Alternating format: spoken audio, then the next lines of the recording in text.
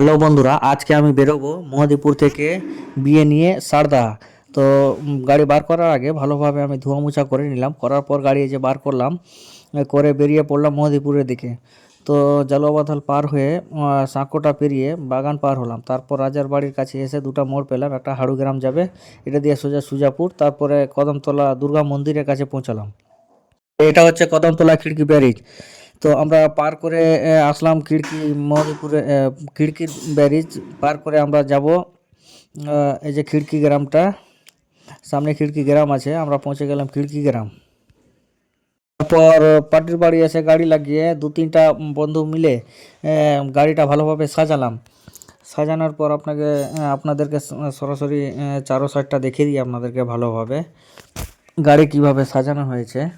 এবার এই যে দেখুন, এই সাইডটা দেখার পর ভালোভাবে সাজিয়ে টাজিয়ে আমি 1 ঘন্টা মিনিমাম বসে থাকলাম, এখনও পার্টি আসেনি। দীর্ঘ অপেক্ষার পর এই যে ভাইটা আসলো, এই ভাইয়েরই বিয়ে আছে, এসে বসলো গাড়ির ভিতরে এবং লোকজন উঠে আমরা বেরিয়ে পড়লাম মহাদীপুর থেকে। তো সামনে দেখেন এইটা কুমারপাড়া, আর সোজা যাবে পুরাতন বাজার। পুরাতন বাজারে এই যে দেখতে পাচ্ছেন, সোজাসুজি গিয়ে কিছু খানিকটা দূরে গিয়ে তার বেড়া আছে, 500 মিটারের পর পুরাতন বাজারে ব্যারিজে উঠলাম। উঠার পর চারি সাইডে অনেকগুলো ট্রাক যা বাংলাদেশে মাল খালি করবে। তারপর আমরা বেরিয়ে পড়লাম জানুটোলা। জানুটোলা পার হয়ে একটা চলে যাবে শুভনগর আর একটা চলে যাবে সারদাগা। তো আমরা ডান দিকে ঢুকবো। ডান দিকে রাস্তা পেরিয়ে আমরা সোজা আবার চলতে থাকলাম।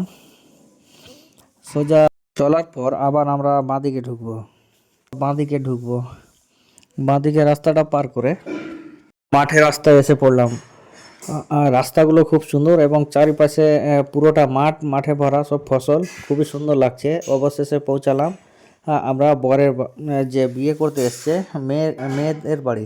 সেই গাড়ি দেখে সব বাচ্চা কুচ্চাগুলো সব দৌড়ে দৌড়ে আসছে গাড়ির কাছে, এবং তাদের ঘেরার আগে আমরা ঢুকে পড়েছি আমি গাড়ি নিয়ে।